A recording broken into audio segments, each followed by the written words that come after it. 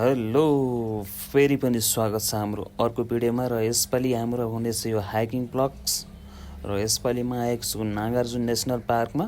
र यहाँबाट हुनेछ हाम्रो जामाचो गुम्बाको हाइकिङ सुरु।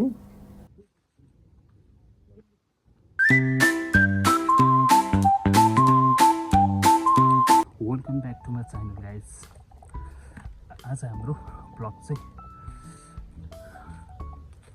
मोटर ब्लग नभइकन हामी चाहिँ आज हाइकिङमा छौँ। र म चाहिँ अहिले जामाचोको लागि अगाडि बढिरहेको छु निकुञ्जभित्र।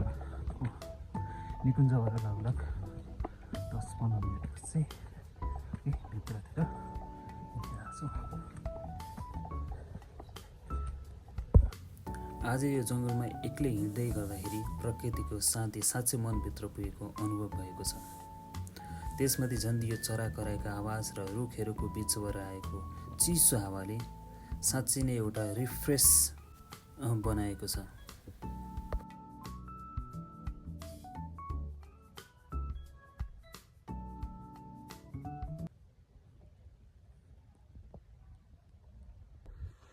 गाइस, पछिल्लो लगभग 1.5-2 घन्टादेखि चाहिँ म हिँडिरहेको छु।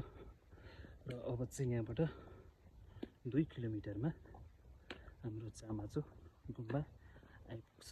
सो म चाहिँ अगाडि बढिरहेको छु।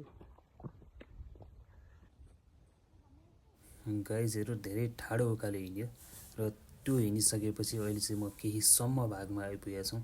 लेट्स सी, यहाँबाट हिँड्न चाहिँ अहिले चाहिँ कम्फर्टेबल नै छ र अगाडि पनि यस्तै होस् भन्ने आश छ, किनभने धेरै नै मैले ठाडो उकालो अघि नै हिँडिसकेँ। सो हेर्दै जाउँ कस्तो छ अगाडिको बाटो।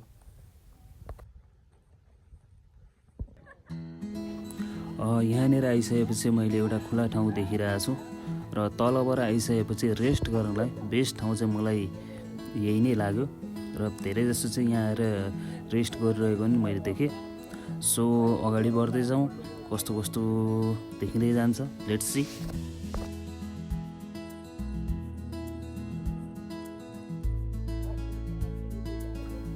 फाइनल्ली गाइज हामी पुग्न लागिसक्यौँ र बाटोमा यो बोटहरूको बिचबाट हिँड्दाखेरि एउटा छुट्टै आनन्द पनि भएको छ। र यस्तो बिचबाट हिँड्दाखेरिको एउटा आनन्द जुन हामी भन्न पनि सक्दैनौँ शब्दमा, कति दामी फिल भइरहेछ। सो हामी अगाडि बढिरहेछौँ। फाइनल्ली गाइज जामाचो गुम्बा आइपुग्यो।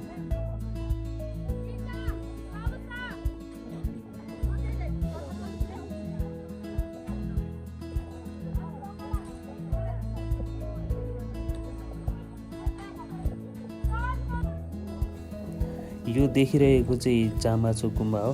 हामी चाहिँ भर्खरै आइपुगेका छौँ। अलमोस्ट 2-2.5 घन्टा जति लाग्यो हामीलाई तलबाट यहाँसम्म आइपुग्नुलाई। सो यति हिँडे पनि यहाँको मान्छेहरूले गर्दाखेरि र दृश्यहरू हेर्दाखेरि चाहिँ एकदमै थकान मेटिएको छ। र यो छेउबाट देखिएको यो काठमाडौँ भ्यालीको दृश्य चाहिँ अझै नै राम्रो देखिन्छ। आज मौसम खासै सफा त छैन, त्यही पनि भ्यालीको दृश्य चाहिँ राम्रै देखिएको छ भन्नु पर्यो।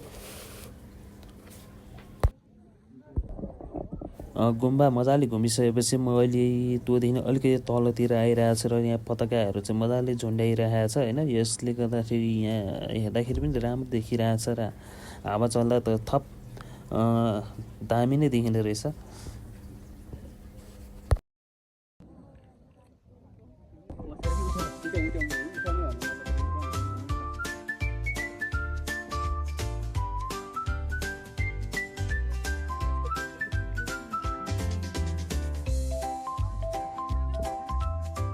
गाइस, जामाचो गुम्बाको माथि पुगिसकेपछि र त्यहाँ एकछिन केही बेर बसिसकेपछि म फेरि तल झरेको छु। र तल झरिसकेपछि यहाँनिर चाहिँ आएर चाहिँ हामीले मजाले फेरि पनि एकछिन रेस्ट गर्दै बस्न सक्छौँ। धन्यवाद।